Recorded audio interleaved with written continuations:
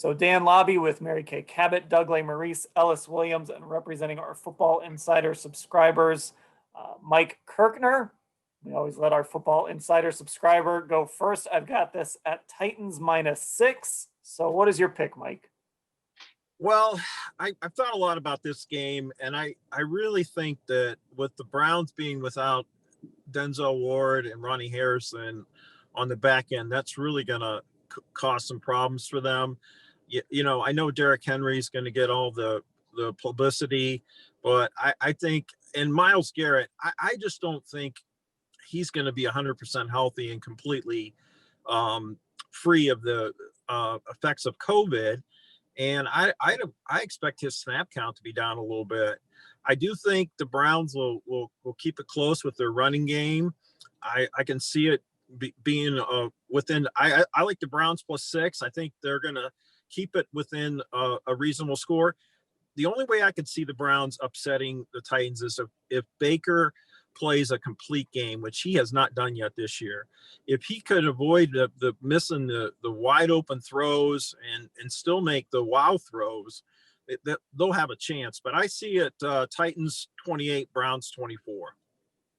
I can't figure this game out. I really can't. And I think it's hard to pick the Browns because, you know, we're so close to the team, right? Like we overthink this football team because we cover them every day. We're around them every day. So it just makes a game like this more difficult. The other weird thing about this game is the total is, I actually just looked it up here for this game, is 53.5, which is surprisingly high because my instinct is that this game is going to be kind of fast and low scoring. But apparently the folks making the lines and the over-unders don't think so. They think there's going to be a lot of points in this game. So here's what I know about the Titans. They remind me a little bit of the Raiders. So this might feel like the Raiders game a little bit in better weather.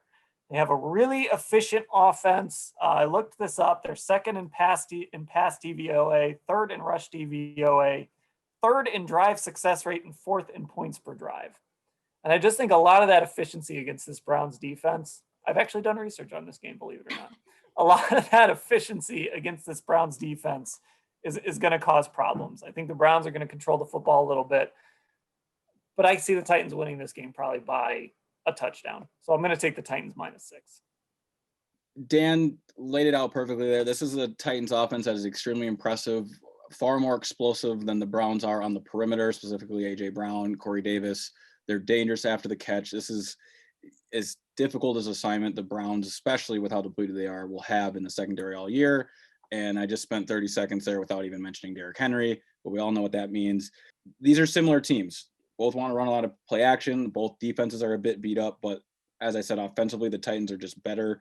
Statistically speaking, aside from everything Dan laid out, they're number 2 in EPA, expected points added, only behind the Seahawks.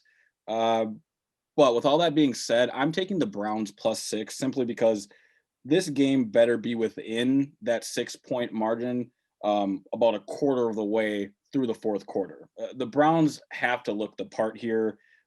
2 8-3 teams. And if this game is within that 6-point margin, a quarter way through the fourth quarter, then anything can happen. A turnover here, Myles Garrett striking. You just don't know. So 6 is a lot of points for 2 teams that are both 8-3, despite Tennessee hosting. These home fields are basically neutralized at this point with no crowds, maximum capacity crowds. So give me the Browns +6. This is a game, a got to see it, got to prove it game. And I think the Browns will have a game plan sufficient enough to exploit Tennessee's weak defense and try to play a little bit of keep away from a more explosive Titans offense. I struggled with this one. I really did. I don't even know why I bother struggling. I should just, once again, pick the opposite of what I think is going to happen.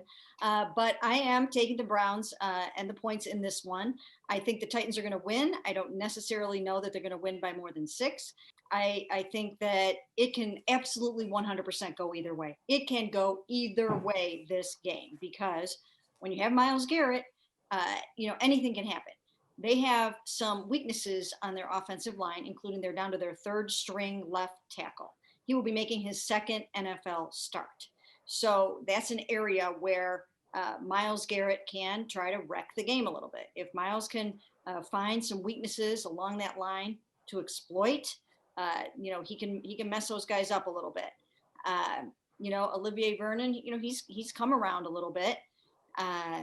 So yeah, I mean, it's very, very challenging, obviously in the secondary, but yeah, I mean, it could be a blowout. I mean, the Browns could lose 45-26, or it could be a close game. I mean, it's a really tough game. I mean, when I always think when the Browns have their two-headed monster and when they have Myles Garrett, they can kind of hang with anybody. And so now we'll see how that goes. But I'm taking the Browns in 6.